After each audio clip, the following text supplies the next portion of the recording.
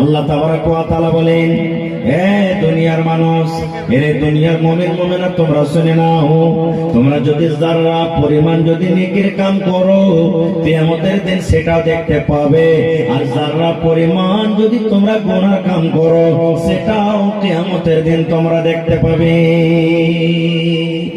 যারা আরবি কথা এটা আল্লাহ বলছেন, আয়াতটা আশা করতে সবার মুখস্থ আছে। আল্লাহ নিজে বলেন, ফামাইয়ামাল মিসকালা যাররাতিন খায়রান ইয়ারা, যারা পরিমাণ যদি তুমি নেকির কাম করো কিয়ামতের দিন আল্লাহ তোমাকে দেখাবে, আর যারা পরিমাণ যদি তুমি গুনার কাম করো সেটাও কিয়ামতের দিন আল্লাহ রাব্বুল আলামিন আমাকে আপনাকে দেখিয়ে দিবে। এবার জানা দরকার যে জাররা কাকে বলে। আল্লাহ তো বললেন জাররা, জাররা কাকে বলে?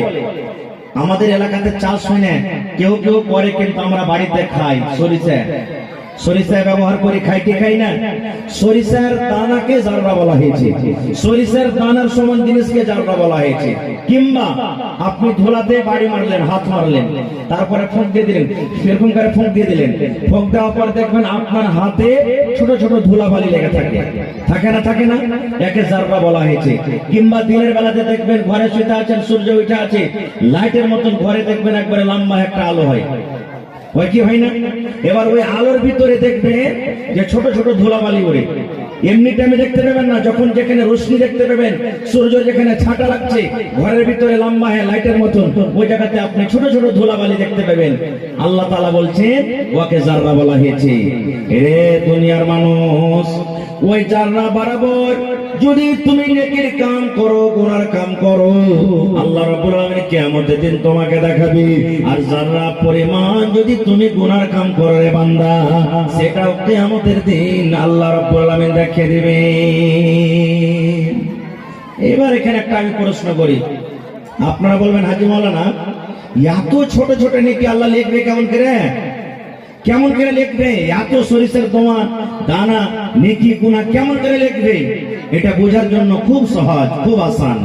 দেখবেন বড় বড় ব্যাংকে, বড় বড় মার্কেটে, বড় বড় দোকানে সিসি ক্যামেরা লাগা থাকে না? থাকে না?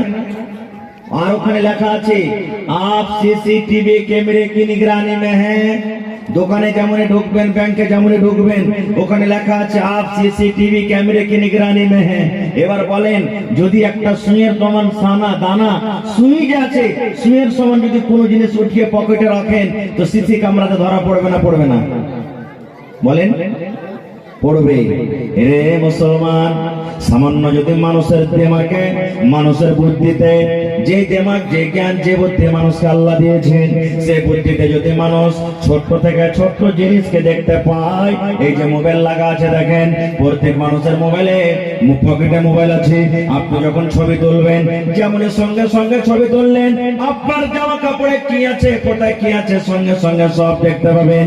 মানুষের জ্ঞানে, মানুষের বুদ্ধিতে যদি মানুষ সবকিছু দেখতে পায়, তবে আল্লাহ রাব্বুল আলামিন যে মানুষকে জ্ঞান বুদ্ধি দিয়েছেন এগুলা দেখার, সেই আল্লাহ তাবারাক ওয়া তাআলা কিয়ামতের দিন ছোট্ট আমল দেখাতে পারবেন না? পারবেন না? পারবেন না? মানুষ কতখানি ইলম পেয়েছি আমরা, ওরে সুবহানাল্লাহ। আজকে আপনারা কিছুদিন আগে দেখলেন আমাদের ভারতবর্ষের যারা বৈজ্ঞানিক, সুন্দর করে রোবট তৈরি করা হলো, সুন্দর করে চাঁদের উপরে ক্যামেরাকে পাঠিয়ে দেওয়া হলো।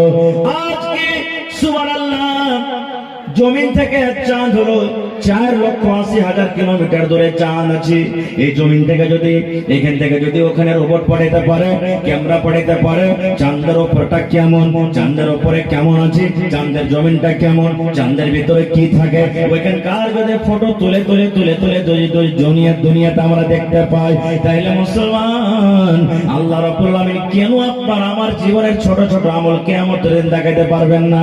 এবার বলবেন মাওলানা জি আমরা ইলম কতখানি পেয়েছি। ওরে আল্লাহ, এই যে মোবাইল বানাচ্ছে, এই যে হ্যালোজেন তৈরি করেছে, সুবহানাল্লাহ, যারা এরোপ্লেন তৈরি করেছে, দুনিয়াতে কত রকম গাড়ি ঘোড়া তৈরি করেছে, এই ইলম কতখানি মানুষকে দেওয়া হয়েছে। আল্লাহর নবী একদিন সমুদ্রে একটা সুইকে ডুবিয়ে দিলেন, একটা সুইকে ডুবিয়ে দেওয়া হলো। সুইকে ডুবিয়ে দেওয়ার পর নবীজি সমুদ্র থেকে সুইটাকে উঠিয়ে নিলেন, আর উঠিয়ে নেওয়ার পর সাহাবীরাকে বলছেন, সাহাবীরে বলো তো সমুদ্রের হিসাবে এই সুইয়ের মাথাতে কতটুকু পানি আছে রে সাহাবীরা? এক ফোঁটা আসবে? সুই ডুবিয়ে দিলেন, ফেললেন, সুয়ে কতখানি পানি আসবে? এক ফোঁটা পানি আসবে, সব পানি সমুদ্রে আছে। এবার নবীজি সুইটা ডুবিয়ে দিলেন, সুইটা ডুবিয়ে দেওয়ার পর সুইটাকে নবীজি উঠিয়ে নিলেন, উঠিয়ে নেওয়ার পর সাহাবীরা কে বলছেন, সাহাবীরে এই সুইয়ের মাথাতে কতটুকু পানি আছে যে রে বাবা?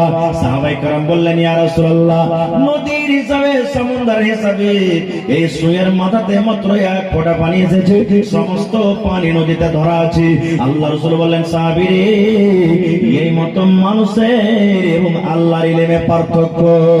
সমুদ্রে যত তুমি পানি দেখতে পাও, এতগুলা ইলম আল্লাহ রাব্বুল আলামিন নিজের কাছে রেখেছেন। আর এই এক ফোঁটা সুয়ের মাথাতে যে পানি উঠেছে, এই পানি বরাবর আল্লাহ কিয়ামত পর্যন্ত যত লোক এসেছেন আসবেন, সমস্ত লোককে আল্লাহ ইলম দিয়ে দিয়েছেন। সমস্ত লোককে আল্লাহ ইলম দিয়ে দিয়েছেন। এতটুকু ইলম দিয়েছেন, নবীজি যখন মেরাজ করে যখন চলে এলেন, গমগিন হয়ে আফসোস করে বাড়িতে বসে আছেন, নবীজির চাচা আবু জাহাল নবীকে এসে বলছেন, ভাতিজা আজ নতুন ঘটনা ঘটেনি? বলছে, কি চাচা? বলছে, তোর কাছে জিন মশান কিছু আসেনি? কোন নতুন খবর দিবি না? নবীজি বললেন, চাচা গো, হ্যাঁ একটা নতুন ঘটনা ঘটেছে গো চাচা। বলছেন, কি রে ভাতিজা? বলছে, চাচা গো, আল্লাহ তাআলা আজকে আমাকে, আমি নবী, জিবরিল ফেরেশতা আমার কাছে পাঠালছিলেন এই মক্কা থেকে নিয়ে, আজকে যে ফিলিস্তিনে যে জায়গাতে লড়াই যুদ্ধ চলে, ওই বাইতুল মুকাদ্দাস ফিলিস্তিনের জমিন আমি গেলাম, সমস্ত নবীরা ওখানে নামাজ পড়ালাম, আর ওখান থেকে 7 আকাশের পরে গেলাম, জান্নাত জাহান্নাম দেখলাম। সমস্ত জিনিস দেখা পর আমি নবী আবার এক রাতে মক্কাতে ঘুরে এলাম। আবু জাহল তখন বলছে যে আজ একে বেকুব বানাবো। আবু বকর তো সব কথাই হ্যাঁ হ্যাঁ হ্যাঁ করে দেয়, আগের কথা তো মানবে না আবু বকর। এটা কি কোনো বিশ্বাস হওয়ার কথা? যেখানে মাস 2 মাস 3 মাস যেতে লাগে, আর এই বেলা এক রাতে মক্কা থেকে ফিলিস্তিন, আর ওইখান থেকে আবার জান্নাত জাহান্নাম 7 আসমান ফিরে এসেছে। তখন আবু জাহল নবীর চাচা বলছেন, ভাতিজা আমার সামনে যে কথাটা তুই বললি, এই কথাটা আমি যদি তোর বন্ধু আবু বকরকে ডেকে আনি তো বলতে পারবি ওর সামনে? বলছে, হ্যাঁ বলে দেবো। বলছে, যা ঠিক আছে, তুই এখানে থাক, আমি ডেকে আনছি। আবু জাহল মনে মনে খুবই খুশি, আয় তো আবু বকর কিন্তু আর কথা মানবে না, কো দৌড়াতে দৌড়াতে চলে গেলেন। যাওয়ার পর তখন বলছেন, আবু বকর চলো তাড়াতাড়ি করে তোমার নবীর কাছে চলো। বলছে, কি হয়েছে? বলছে, আরে চলো তো। বলছে, আরে বলো কি কথা হয়েছে? বলছে, আরে তোমার নবী নাকি এক রাতে মক্কা থেকে বাইতুল মুকাদ্দাস আর ওখান থেকে 7 আসমান জান্নাত জাহান্নাম সব দেখে এসেছে নাকি? তখন আবু বকর কি বলছেন, নবীর কাছে চলো, ওখানে যাওয়ার পরে আমি বলবো যে কথাটা সত্য কি মিথ্যে। এবারে এলেন, আসার পর এবারে আবু জাহাল নবীকে বলছেন, ভাতিজা মুহাম্মদ, আমার সামনে যে কথাটা বলেছিলি এই তোর বন্ধু আবু বকরের সামনে কথাটা বল। এবার নবীজি বললেন, আবু বকরে, হ্যাঁ সত্য কথা আবু বকর, আল্লাহ রাব্বুল আলামিনের আদেশে আমি নবী এই মক্কা নগর থেকে ফিলিস্তিন গেলাম, ওখান থেকে আমি 7 আকাশের উপরে জান্নাত জাহান্নাম দেখে একই রাত্রে আমি ঘুরে এলাম, যেমন কথাটা বলা। এবার আবু বকর বলছেন, আবু জাহাল রে, তোর মুখ থেকে শুনে আমার বিশ্বাস হয়নি রে আবু জাহাল। তোর মুখে যখন আমি শুনেছি আমি বিশ্বাস করিনি, কিন্তু আমার নবী যখন নিজের মুখে বলে দিলেন আমি মেনে নিলাম, মেনে নিলাম, মেনে নিলাম। আমার নবী এক রাত্রে সব কিছু দেখে এসেছেন, যেমন কথাটা বলা। নবীজি একদম মুচকি হাসলেন, হেসে যাওয়ার পর বলেন, আবু বকর রে, আজ থেকে তোমার নাম শুধু আবু বকর নয়, যখন তোমাকে আজ থেকে লোকেরা ডাকবে তোমার সাথে এই কথা বলে ডাকবে, তোমার নাম আমি নবী আজকে রাখলাম আবু বকর সিদ্দিক। নারে তাকবীর, সুবহানাল্লাহ। যখন এখানে না পারলে তখন আবু জাহল ফের কি বলছে জানেন, এই মুহাম্মদ তুই ফিলিস্তিন দেখে এসেছিস বাইতুল মুকাদ্দাস হতে? হ্যাঁ। বলছে, একটা কাজ করতো, কয়টা গেট আছে, কয়টা জানালা আছে, ওর রং কি আছে আমাকে বলতো। দেখেন কেমন ফালতু সওয়াল এগুলো।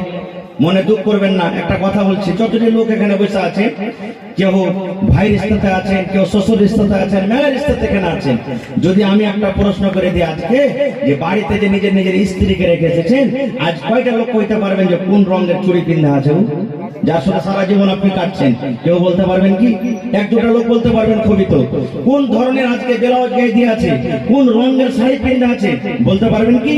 পারবেন না। কে দেখে বেড়ায় গেলে কাপড় পিন্ধা আছে কেমন ফালতু সওয়াল যে তুই দেখেছিস বাইতুল মুকাদ্দাস ওর রং ঢংটা মাথায় জানলা খিড়কি কেমন আছে? ওরে সুবহানাল্লাহ। এবারে নবীজি কিন্তু পেরেশান হয়ে গেলেন। আল্লাহ রে, আজকে মনে হয় আবু জাহেলের সঙ্গে আমি অপমান হয়ে যাব। নবীজি জিবরিল ফেরেশতাকে ডাকতে বললেন, ও জিবরিল রে, আমার নবীকে প্রশ্ন করে দেওয়া হয়েছে, এমন প্রশ্ন করে দেওয়া হয়েছে আমার নবীর কাছে উত্তর নাই। তাড়াতাড়ি করে তুই যা রে জিবরিল, যা আমার নবীর সামনে তুই ওই বাইতুল মুকাদ্দাসের ছবিটাকে আমার নবীর সামনে করে দে। আমার নবীকে প্রশ্ন করবি আর আবু জাহাল আমার নবীকে প্রশ্ন করবে আর আমার নবী দেখে দেখে তার উত্তর দেবেন। ঠিক জিবরিল আমি নবীর কাছে এলেন আর ওই বাইতুল মুকাদ্দাসের ছবিটাকে নবীর সামনে করে দেওয়া হলো। আবু জাহাল প্রশ্ন করে, নবী আমার দেখে দেখে দেখে দেখে সমস্ত উত্তর দেন। কেন বললাম ঘটনাটা? আগেকার মানুষ এই কথাটা মানত না। হ্যাঁ, এটা কি কোনো কথা নাকি যে ফটো মসজিদের করে দেওয়া হবে তার সামনে আর নবীজি দেখে দেখে বলবে? অত দূর কেনে যাবেন? আল্লাহ কত মানুষকে জ্ঞান বুদ্ধি দিয়েছেন দেখেন। আপনার বেটা পাটনাতে থাকে, আপনার বেটা দিল্লিতে আছে, আপনার ছেলে কলকাতাতে আছে, আপনার বেটি শ্বশুর বাড়িতে আছে। সুবহানাল্লাহ। আল্লাহ রাব্বুল আলামিন মানুষকে জ্ঞান বুদ্ধি এমন দিয়েছে, বিনা তারে বিনা সবকিছুতে ওরে সুবহানাল্লাহ ফোন লাগিয়ে দিলে, ভিডিও কলে ফোন লাগিয়ে দিলে, যেমন ভিডিও কলে ফোন লাগা 1 মিনিটের মধ্যে আপনার বাড়িতে ফোন ঢুকলো, আপনার মোবাইলে ফোন ঢুকলো। আপনাকে 5 ঘন্টা 7 ঘন্টা লাগবে পাটনা যেতে, কিন্তু 1 মিনিটে আপনার কাছে ফোন ঢুকে গেল। আপনার বেটির চেহারা কেমন, আপনার মায়ের চেহারা কেমন, আপনার বিবির চেহারাটা কেমন, কি হালাতে আপনার ছেলেটা আছে, কি খানা খেয়ে কোন ড্রেস পরে আছে, সব কিছু দুনিয়াতে আল্লাহ রাব্বুল আলামিন মানুষকে জ্ঞান বুদ্ধি দিয়ে দিয়েছেন। মানুষ দেখে দেখে সব জানতে পারে, দেখতে পায়। তবে বন্ধুরে, আল্লাহ রাব্বুল আলামিন মানুষকে এক ফোঁটা মতো ইলম দান করেছেন, সামান্য একটা ইলম দান করেছেন। একটা ইলমের কারণে মানুষ যদি এতখানি তারাক্কি করতে পারে, তাহলে কিয়ামতের দিন আল্লাহ রাব্বুল আলামিন মানুষের যারা পরিমাণ আমলকে আল্লাহ দেখাতে পারবেন না। পারবেন না? পারবেন। আজকে আমরা ছোট আমলকে ছোট মনে করি না, ছোট নেকিকে ছোট মনে করি, ছোট গুনাহকে ছোট মনে করি। জীবনের ছোট আমলকে ছোট মনে করতে হবে না, নেকি হোক কিংবা গুনাহ হোক, ওকে বড়ই মনে করতে হবে সরসমাতে। জীবনে নামাজ পড়েন না, রোজা রাখেন না, হজ করেন না, নেকির কোন এমন একটা কাজ করিলেন, 1 টাকা ফকিরকে দান করে দিলেন, জীবনে কথাটা আপনি দিলে আনবেন না, এই 1 টাকা তার কি হবে রে? না। নামাজ রোজা সবকিছু করছেন, জীবনে কোনো এমন একটা ঘটনা আপনার ঘটে গেল, এমন একটা গুনাহ করে নিলেন, ওই গুনাহটাকে আপনাকে ছোট মনে করতে হবে না। কে জানি আল্লাহ কখন আপনার পরে কোন গুনাহতে নারাজ হয়ে যাবে। যেমন এক দুটা উদাহরণ, আল্লাহর নবীর জামানাতে একটা মহিলা নামাজ পড়ে, একটা মহিলা রোজা রাখে, তেলাওয়াত করে, জিকির আজকার করে, সব কিছু করে, সুবহানাল্লাহ। কিন্তু একটা বিলাইয়ের উপরে তার রাগ হয়ে গেল। বিলাইটা হয়তো তরকারি খেয়েছিল কিংবা দুধ খেয়েছিল, বিলাইয়ের উপরে রাগ হয়ে গেল। আল্লাহর নবী বলেছে, রাগ করে ওই মহিলাটা একটা বিলাইকে জিঞ্জির দিয়ে দড়ি দিয়ে খুঁটের সোজা ভেঙে দিয়েছি, আর ওকে পানি দিল না, খানা দিল না। বিলাই রে, তুই সুখে সুখে তোকে মারবো রে বিলাই, তুই মরে যা, তুই ধরপড় করে মরে যা, তোকে ছেড়ে দেবো না, দানা দিব না, পানি দিব না। যেমন বর্তমান যুগে মাছ যদি খেলাই, ডিম যদি খেলাই, ভাত খেলাই, তরকারি খেলাই, মা খালারা রেগে যায়, হাতে চা থাকলে চালিয়ে দেয়, লাঠি ফুট বেড়া হাইসা যায় তাকে চালিয়ে দেয়। ঠিক নবী বলেছেন, ওই মহিলাটা নামাজ রোজা সবকিছু করে, কিন্তু একটা বাড়িতে বিলাই, ওই বিলাইটা কোনো আকাম করেছিল, বিলাইটা কোনো দোষ করেছিল, ওই বিলাইটাকে একটা জিঞ্জির দিয়ে একটা দড়ি দিয়ে তাকে সুন্দর করে খুঁটিতে বেঁধে রেখেছি, তাকে খানা দেব না, পানি দেব না, শুকিয়ে শুকিয়ে শুকিয়ে চড়বে বিলাই মরে গেল। ওরে সুবহানাল্লাহ। আল্লাহ রাসূল বলেছেন, উম্মত রে, একটা বিলাইকে মেরে দেওয়ার কারণে আল্লাহ রাব্বুল আলামিন তাকে জাহান্নামে ঘোষণা করে দিলেন। জাহান্নামে চলে গেল নামাজ রোজা করা সত্ত্বেও। সামান্য ছোট্ট গুনাহ মনে করেছে একটা বিলাই, বিলাই মারলে ফের কি হয়ে যাবে? বিলাই মারার কারণে ওকে জাহান্নামে ঘোষণা করে দিলেন, জাহান্নামের ভিতরে চলে গেল। এই জন্য কবি বলছেন, कितनी छोटी होने की उसे हल्की ना जान, कितनी छोटी होने की उसे हल्की ना जान, रब की बख्शिश के लिए कोई बहाना चाहिए। জীবনের ছোট আমলকে ছোট মনে করতে হবে না, কে জানে আল্লাহ কোন আমলে কখন কাকে বখশে দিবে। আর একটা হাদিস শুনে আল্লাহ রাসূল বলেছেন, ইমরাতুন ফাহিশা, একটা বেশ্যা নারী জিনা ব্যভিচার করত, জিনা ব্যভিচার করত, যাকে আমাদের ভাষাতে রান্ডি বলি, রান্ডিগিরি করত। আজকে যেমন গরমের টাইম, গরমের সময় আজকে আমাদের কলেজা শুকিয়ে যায়, আহারের টুটিটা শুকিয়ে যায়, ঠিক নবী বলেছেন একজন মহিলা জিনা ব্যভিচার করে বেড়ায়। এবার মহিলাটা রাস্তা দিয়ে হেঁটে চলে যায়, রাস্তা দিয়ে হাঁটছে, হাঁটতে হাঁটতে হাঁটতে হাঁটতে সুবহানাল্লাহ, রাস্তাতে একটা ইন্দ্রা দেখতে পেয়েছে, একটা কুয়া দেখতে পেয়েছে। ওই কুয়ার চারিদিকে, কুয়ার পাঞ্জরে পাঞ্জরে একটা কুকুর কিন্তু হেঁটে বেড়ায়। কুকুরকে এত তিরসা লেগেছে, কুকুরটাকে এত পিপাসা লেগেছে, পিপাসার কারণে কুকুর পানি পায় না, যার কারণে কুকুর মাটি চাটছে, মাটি চাটছে, মাটি চেটে চেটে নিজের পিপাসাটাকে ঠান্ডা করছে। একটা কুকুর, কুকুর একটা জানোয়ার, এত টাকা পিপাসা লেগেছে, ইন্দ্রার পাঞ্জরে পাঞ্জরে ঘুরছে, মাটি চাটছে, জিহ্বা পেরে করে দিয়েছে, বড় বড় শ্বাস উঠে গেছে। এবার মহিলাটা বলছেন, আল্লাহ জীবনে কত জেনা ব্যভিচার করেছি, কত গুনাহ করেছি, আল্লাহ আল্লাহ আজকে আমি কুকুরকে পানি পান করাবো, আর পানি পান করিয়ে নিজের গুনাহকে মাফ করব। আল্লাহ রাসূল বলেছেন, কি করলো?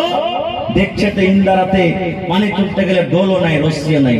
আপনাকে মসজিদে বলছেন ইন্দ্রাটা এখন আছে, কি বন্ধ করে দিয়েছেন? বন্ধ হয়ে গেছে। সুবহানাল্লাহ, জানছেন ইন্দ্রা থেকে পানি তুলতে গেলে রশ্মি ডোলের দরকার আছে, দেখছে তো রশ্মিও নাই, ডোল নেই। হাদিসের কথা, কি দিয়ে পানি তুলবে? আপনারা জানেন এই জিনিসটা, যে ছোট কালে, ছোট বয়সে বা এখনো বাড়িতে মুড়ি ভুজা খেয়েছেন, তো টোনা বানাচ্ছেন না বানাননি?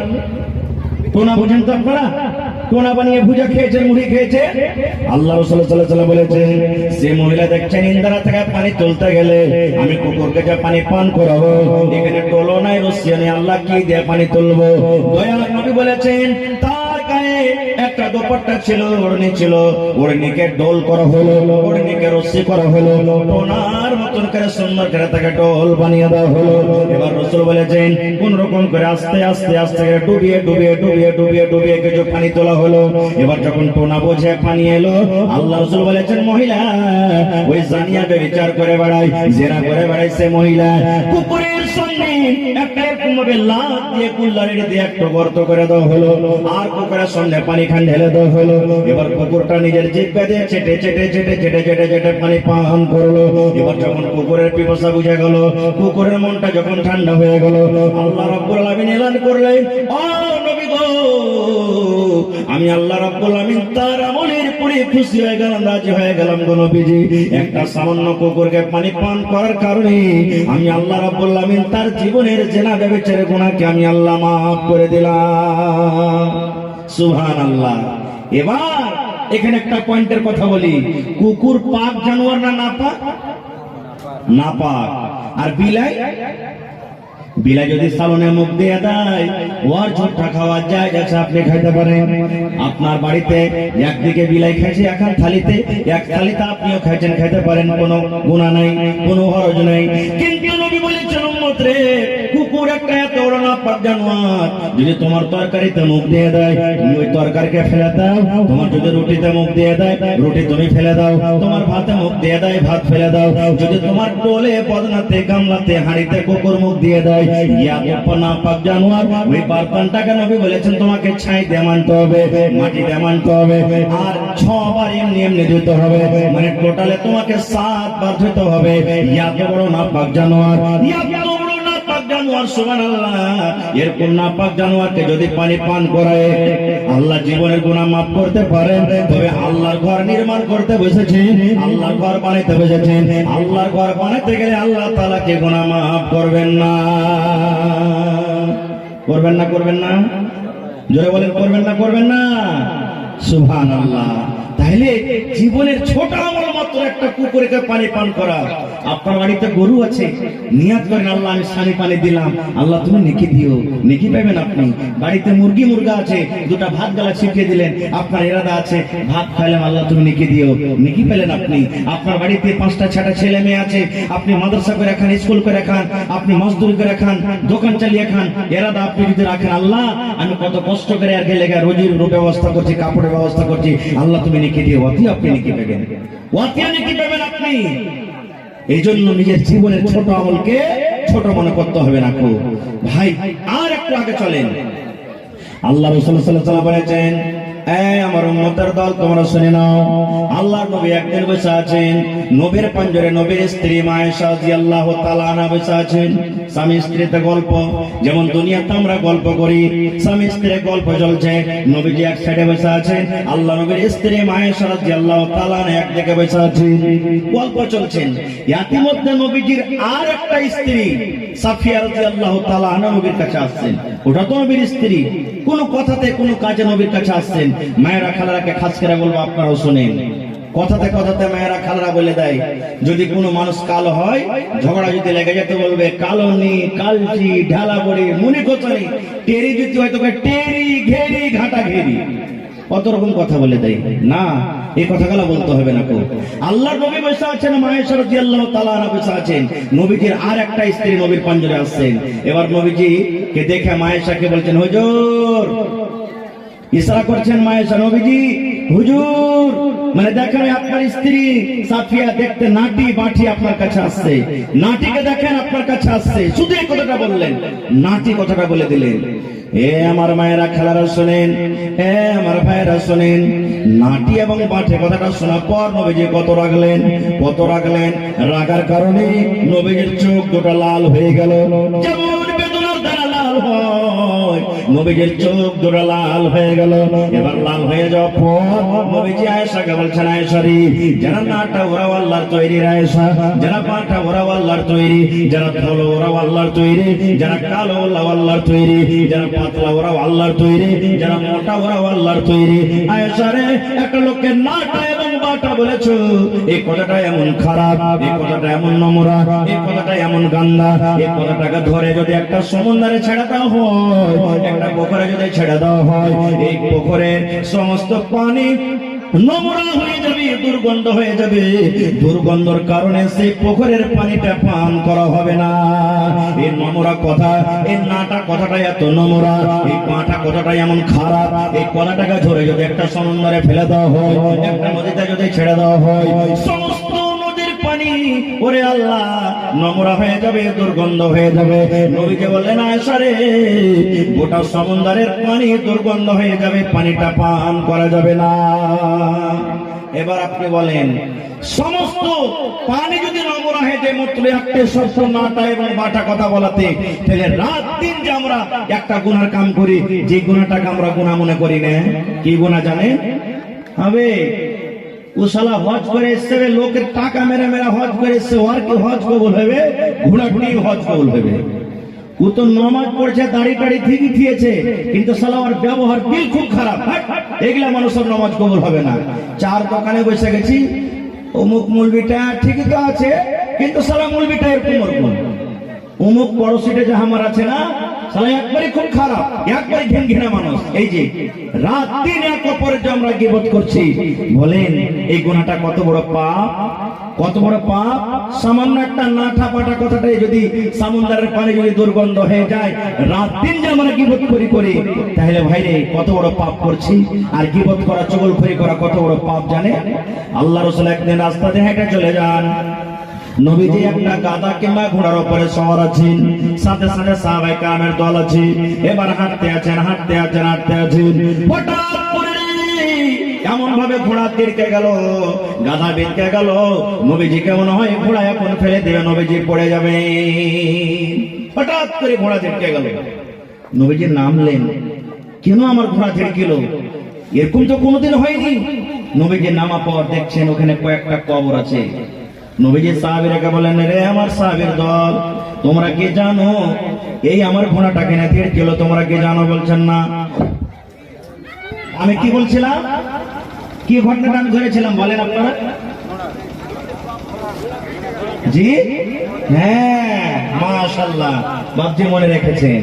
তা আল্লাহ রাসূল বলছেন সাহাবীরে আমার গুনাহটা কিনে ধিড়কিলো জানো যে আমাকে ফেলে দিবে? সাহাবীরা বলছেন না। আল্লাহ রাসূল সাল্লাল্লাহু আলাইহি ওয়াসাল্লাম বললেন সাহাবীরে এই কবরের ভিতরে আযাব হয়, আর কবরের আযাব মানুষ এবং জিন ছাড়া দুনিয়ার সমস্ত জীব জন্তু জানতে পারে। কবরে যা আযাব হয় শুধু মানুষ এবং জিন জানতে পারে না, বাকি সমস্ত জীব জন্তু জানতে পারে। সাহাবীরা বললেন ইয়া রাসূলুল্লাহ কেন মানুষ জানতে পারে না? আল্লাহ রাসূল বললেন সাহাবীরে আমি যদি আল্লাহর কাছে দোয়া করি আল্লাহ কিভাবে কবরটা আযাব হয় তুমি আর আগে শুনিয়ে দাও, আমার দোয়া আল্লাহ হয়তো কবুল করে তোমার আগে শুনিয়ে দিবে। কিন্তু সাহাবীরে আমার ডর হয়, আমার ভয় হয় যে তোমরা আযাবটা শোনার পর ডরে ভয়ের কারণে তোমরা কবরে মানুষকে দাফন করবে না, এই জন্য আমি তোমাকে শোনাবো না। এবার সাহাবীরা বলছেন হুজুর কোন পাপের কারণে গুনার কারণে তাকে কবরের ভিতরে আযাব একটু বলেন তো। আল্লাহ রাসূল সাল্লাল্লাহু আলাইহি ওয়াসাল্লাম বললেন সাহাবীরে এই পাপ দুটো হলো বড়, গুনাহ দুটো হলো বড়, পাপ দুটো হলো বড়, কিন্তু গুনাহ থেকে বাঁচাটা সহজ, গুনাহ থেকে বাঁচাটা আসান।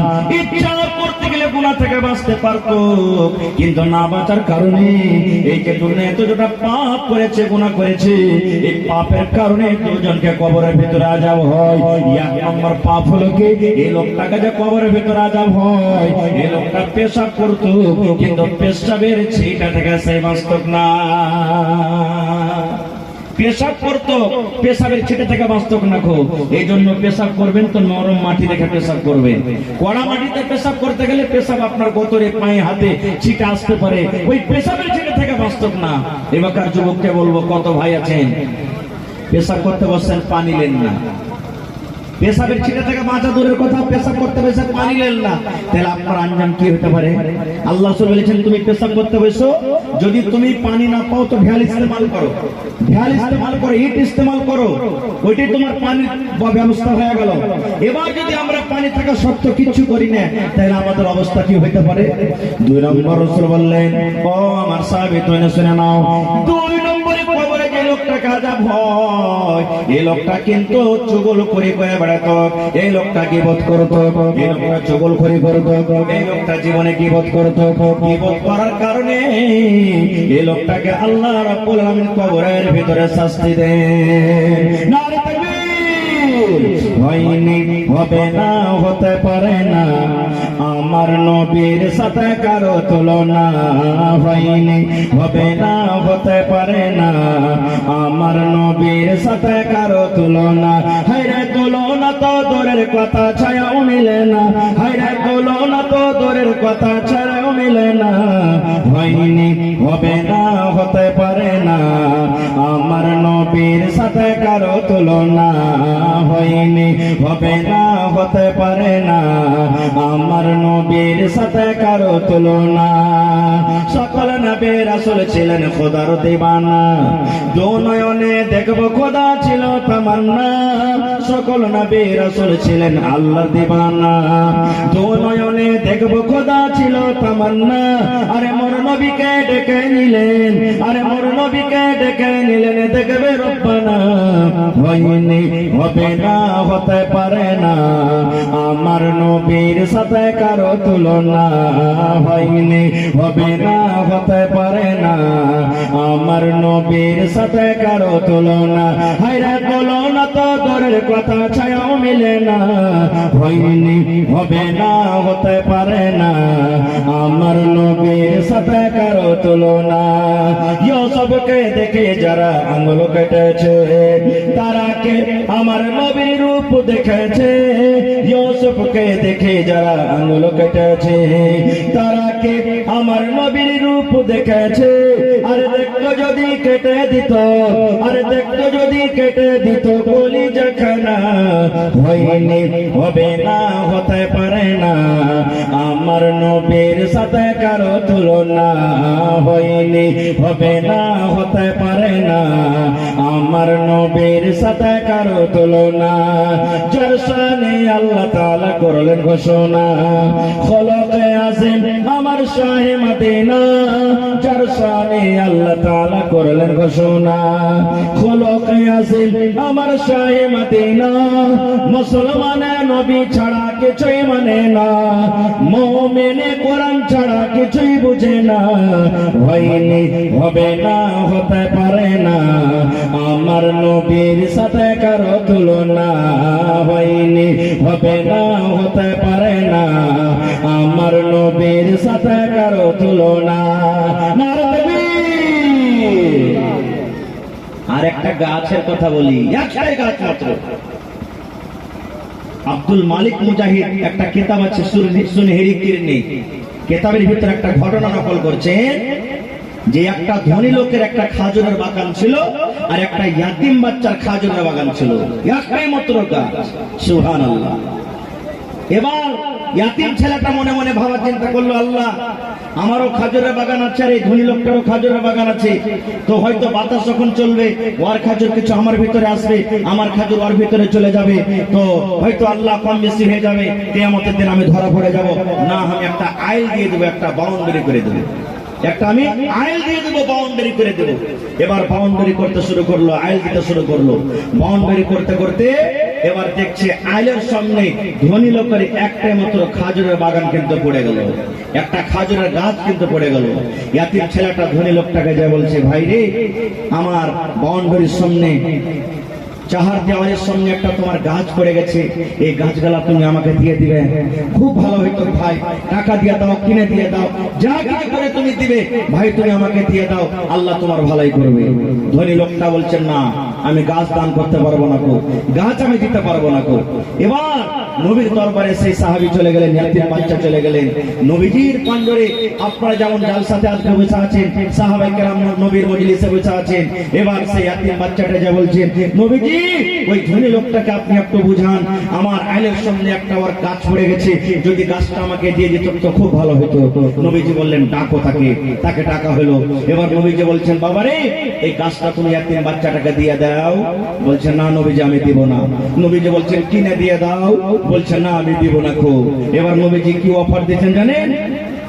রে আল্লাহর বান্দা, যদি তুমি তোমার খাজুরের একটা গাছ, মাত্র সামান্য একটা খাজুরের গাছ, যদি ইয়াতিম বাচ্চাটাকে তুমি দিয়ে দাও, এই গরিব বাচ্চাটাকে তুমি দিয়ে দাও, আমি নবী গ্যারান্টার হয়ে গেলাম, আল্লাহ রাব্বুল আলামিন জান্নাতের ভিতরে একটা খাজুরের গাছের বিনিময়ে বদলাতে আল্লাহ তোমাকে জান্নাতের ভিতরে একটা গাছ দান করবে। নবী এলান করলেন, আল্লাহর বান্দা, ইয়াতিম বাচ্চাকে তুমি গাছটা দিয়ে দাও, তার বিনিময়ে আল্লাহ কোথায় গাছ দান করবে? জোরে বলেন, জান্নাতের ভিতরে গাছ দান করবে। এবার ধনী লোকটা বলছেন, না আমি তাও দিতে পারবো না। ওরে আল্লাহ, সাহাবায়ে কেরাম যারা বসেছিলেন, সাহাবীদের মধ্যে একজন সাহাবী যার নাম হলো আবু তাহতা রাদিয়াল্লাহু তাআলা আনহু, ওর রুমা কিন্তু খাড়া হয়ে গেল। কেমন এটা মোটা হয়েছে মানুষ দিয়ে, আর কপাল পোড়া জি, সামান্য একটা খাজুরের গাছ ছেলেটাকে যদি দিয়ে দেয়, আল্লাহ তাআলা ওর বদলাতে জান্নাতে একটা গাছ দান করবেন। এত বড় অফার পাওয়া সত্ত্বেও ও বলছে যে না, দেব না। এবার আবু তাহতা সাহাবী দাঁড় হয়ে গেলেন। দাঁড় হয়ে যাওয়ার পর নবীকে বললেন, আল্লাহ রাসূল গো, আমি আবু তাহতা বলি। বলছে, নবী গো, এই ইয়াতিম ছেলেটাকে যদি ওই লোকটার কাছ থেকে আমি গাছ কিনে দিতে পারি, নবী গো, যত টাকা লাগবে, যে কিমত আমাকে আদা করতে হবে, যত সোনা লাগুক, যত চাঁদে লাগুক, যত জমিন লাগুক, যত কিছু লাগুক না নবী গো, আমি যদি ওই ইয়াতিম বাচ্চাটাকে তার কাছ থেকে গাছটা আমি খরচ করে দেওয়াইতে পারি, তাহলে আমার জন্য আল্লাহ রাব্বুল আলামিন জান্নাতে এখানে গাছ দিবেন কে দিবেন না বলে? নবীজি, যদি আমি ধনী লোকটার কাছ থেকে যদি গাছটা কিনে করে ইয়াতিম বাচ্চাটাকে দেওয়াইতে পারি, আল্লাহ আমাকে জান্নাতে গাছ দিবে না? বলছে, হ্যাঁ তুমি পাইবে। যেমনই কথাটা বলা, বলছে, নবীজি আমি বাড়ি থেকে আসছি। এ আমার মায়েরা খেলারা ভালো করে শুনেন। এবার সেই সাহাবী আবু দারদা রাদিয়াল্লাহু তাআলা দৌড়াতে দৌড়াতে বাড়িতে চলে গেলেন। বাড়িতে যাওয়ার পর এবারে বিবিকে ডাকতে বলছেন, ও ভালোবাসা বিবি, আমার কেওলা খান কইরে বিবি কিসের কেওলা? ওই আবু দাদা সাহেবের একটা খাজুরের বাগান ছিল, কত বড় গাছ, কত বড় বাগান ছিল, কত খাজুর ছিল। আব্দুল মালিক মুজাহিদ বলেন সেই একটা খাজুরের বাগান যাতে 700 খাজুরের গাছ ছিল, 700 খাজুরের গাছ বাগানে। এবার বলছেন বিবিকে, বিবিরে কেওলা খানটা দাও। কেওলা খানটা নিয়ে নিলেন। বিবি বলছেন স্বামী গো কেওলা কি করবেন? বলতে দরকার আছে। এবার কেওলা খানটা নিয়ে দৌড়াতে দৌড়াতে দৌড়াতে আল্লাহর নবীর মজলিসে চলে গেলেন। মজলিসে যাওয়ার পর এবার বলছে আল্লাহর বান্দা রে, তুমি তোমার একটা খাজুরের গাছ ইয়াতিম বাচ্চাটাকে দিয়ে দাও, একটা মাত্র খাজুরের গাছ তুমি ইয়াতিম বাচ্চাটাকে দিয়ে দাও। আমি আবু দাহদা একটা খাজুরের গাছের বদলাতে আমি তোমাকে 700 খাজুরের গাছের কেওলা আমি দান করলাম। দিয়ে দাও একটা গাছ, তার বদলাতে আমি তোমাকে 700 খাজুরের গাছ আমি দান করছি। তখন লোকটা বলছে মজা করছো নাকি তুমি? বলছে না মজা করি না। বলছে তাইলে তুমি একটা গাছের বদলাতে আমাকে 700 খাজুরের গাছের বাগান তুমি দিবে মানে? এবার বলছেন আবু দাহদা রাদিয়াল্লাহু তাআলা বলছেন না রে খেপানা, মজা করি না রে ভাই, তোকে মজা করি না, আমি সত্য কথা বলছি। ইয়াতিম বাচ্চাটাকে তুমি একটা গাছ দিয়ে দাও, একটা গাছের বদলাতে আমি আবু দাহদা তোমাকে আমি 700 খাজুরের গাছের আমি কেওলা দান করলাম। কেওলা দাও হয়ে গেল, ইয়াতিম বাচ্চাটাকে গাছটা দেওয়া হয়ে গেল। এবার আবু দাহদা সাহাবী বাড়িতে দৌড়াতে দৌড়াতে চলে গেলেন। এবার বাড়ির দুয়ারে দাঁড় হয়ে বলছেন ও আবু দাহদা, ও আবু দাহদা বলছেন বিবি রে, এ উম্মে দাহদা তুমি তাড়াতাড়ি করে ছেলে মেয়েকে বাড়ি থেকে নিয়ে বের হয়ে যাও। আমার বিবি শুনে নাও, বাড়িতে যা দরকারের সামান আছে তুমি নিয়ে নাও আর বাড়ি থেকে তুমি বের হয়ে যাও। ভালোবাসা বিবি বলছেন স্বামী গো কেন এরকম কথা বলছেন? এবার আবু দাহদা বলছেন বিবি রে, এই গাছ এই বাগান আমি বিক্রি করে দিয়েছি, বাগানের ভিতরে একটা সুন্দর কুয়া আছে ওটাও বিক্রি করে দিয়েছি, এই ঘর বাড়ি আমি বিক্রি করে দিয়েছি। এবার বিবি বলছেন স্বামী গো কত দামে বিক্রি করেছেন? এবার আবু দাহদা বলছেন বিবি রে কত দামে কত টাকাতে নয় রে বিবি, এই আমার বাড়িটা, এই আমার পুকুরটা, এই আমার খাজুরের বাগানটা মাত্র জান্নাতে একটা গাছের বিনিময়ে আমি বিক্রি করে দিয়েছি। যেমন কথাটা বলো সুবহানাল্লাহ। আবু দাহদা বলছেন আমার স্ত্রী আমাকে প্রশ্ন করে দিলেন স্বামী গো একটা গাছের বদলাতে এত বড় বাগান যে আপনি দান করে দিলেন, একটা গাছের বদলাতে এত বড় বাড়ি যে আপনি দান করে দিলেন, তাহলে জান্নাতের গাছটা কত বড় হবে একটু নবীকে বলেননি? জান্নাতে আল্লাহ যে গাছটা দেবেন ওই জান্নাতের গাছটা কত বড় হবে নবীকে বলেননি? এবার আবু দাহদা বলছেন বিবি রে জান্নাতের গাছটা এত বড় হবে রে বিবি, তাহলে শুনে নাও আল্লাহ রাসূল বলেছেন মিয়াতু আমিন 100 বছর পর্যন্ত যদি কোন একটা মানুষ হাঁটতে হাঁটতে যুবক সুন্দর একটা মজবুত ঘোড়ার উপরে চড়ে জান্নাতের একটা গাছের তলাতে যদি হাঁটতে থাকে কতদিন? একদিন, 2 দিন, 3 দিন করে 1 বছর গেল, 2 বছর গেল, 100 বছর পর্যন্ত যদি গাছের একটা তলাতে হাঁটতে থাকে 100 বছর কেটে যাবে কিন্তু একটা গাছের তলা সে পাস করতে পারবে না। এত বড় গাছের বিনিময়ে আমি আবু দাহদা সমস্ত খাজুরের গাছকে আমি দান করে দিয়েছি। ভাইরা দেখেন সামান্য একটা গাছ, একটা গাছ। আজকে মসজিদের জালসা আপনারা হয়তো মনে মনে চিন্তা ভাবনা করবেন যে মসজিদে যারা আমির ধনী লোক তারাই দান করবে, আমরা করবো না। জি না, সবাইকে দান করতে হবে।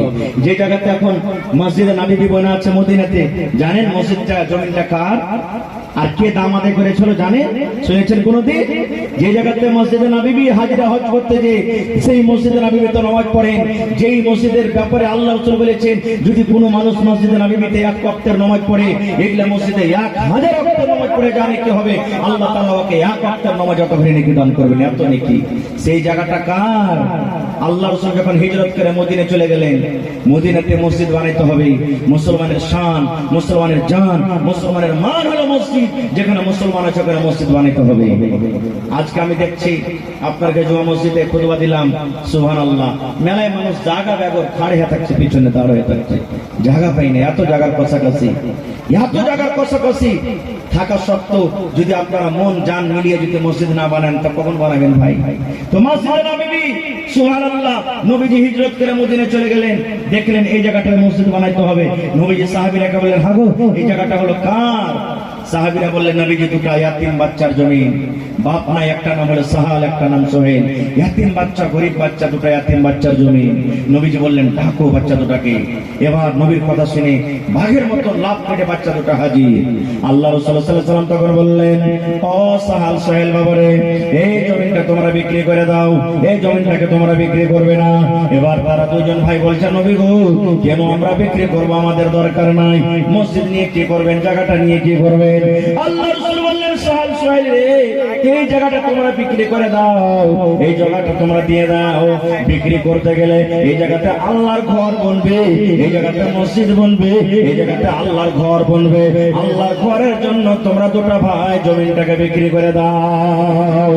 এই আমার টিকটিকে পাড়া গ্রামের মায়েরা খালারা শুনেন, যেমনই কথাটা বলা, ওরে আল্লাহ ইয়াতিম বাচ্চা যাদের বাপ নাই, বাপ হারা দুটো ইয়াতিম বাচ্চা, বাপ দুনিয়া থেকে চলে গেছে, যেমন কথাটা বলে দাও সুবহানাল্লাহ। বাচ্চা দুটো তখন বলছেন ইয়া রাসূলুল্লাহ, আমরা মসজিদের জন্য এই জমিনটাকে বিক্রি করব না, আমরা বিক্রি করব না, বিক্রি করার দরকার নাই।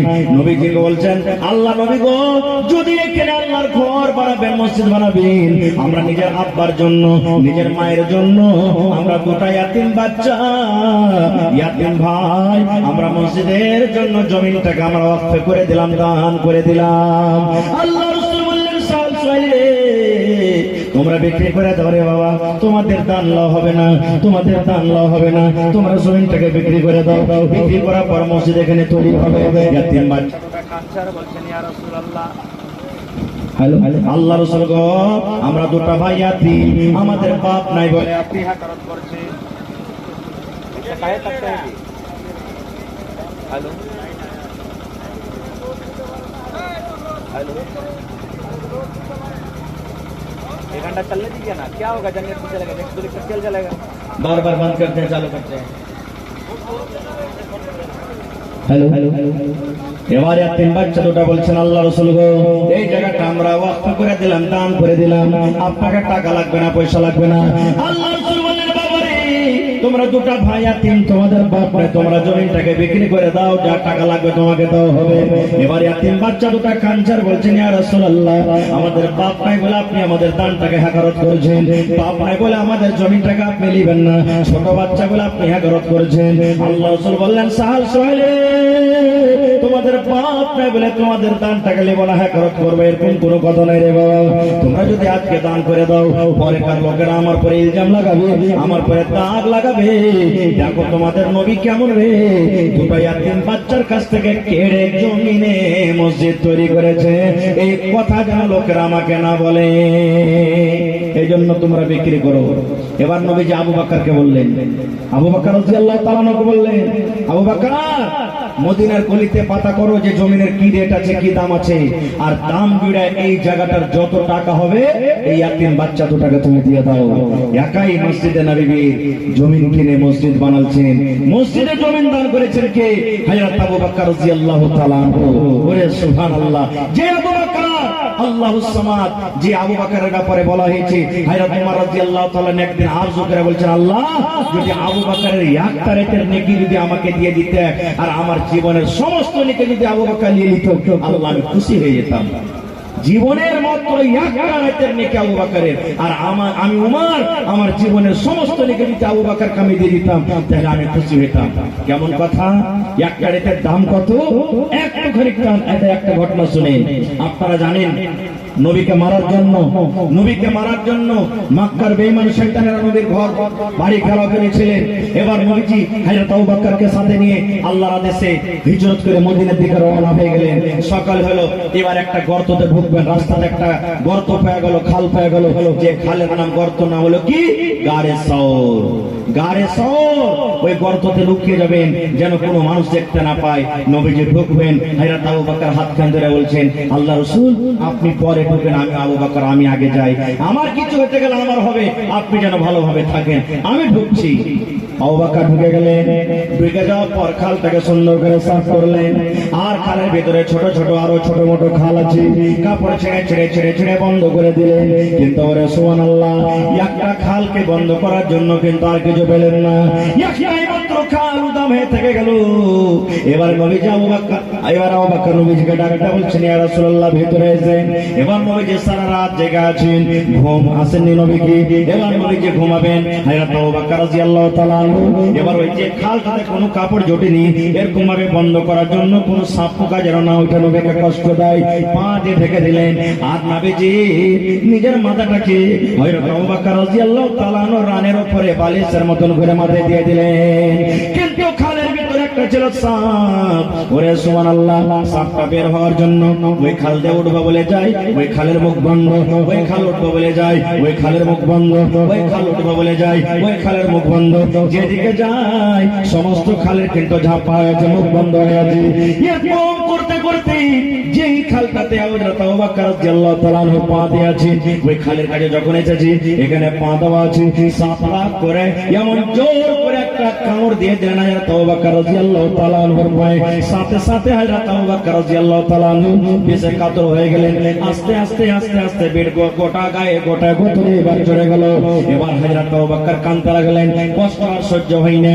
এবার নবীজি আমার ঘুমাচ্ছেন, এবার নবীজিকে কষ্ট যেন না হয়, এমন ভাবে বিশ্বে কাতর হয়ে গেলেন। ওরে সুবহানাল্লাহ, হযরত আবু বকর রাদিয়াল্লাহু তাআলা চোখের একটা পানি হযরত নবী সাল্লাল্লাহু আলাইহি ওয়াসাল্লামের চেহারায় মোবারকে কিন্তু পড়ে গেল। মুখের পরে যেমন একটা পানি পড়ে যাওয়া, নবীজি চট করে জেগে গেলেন।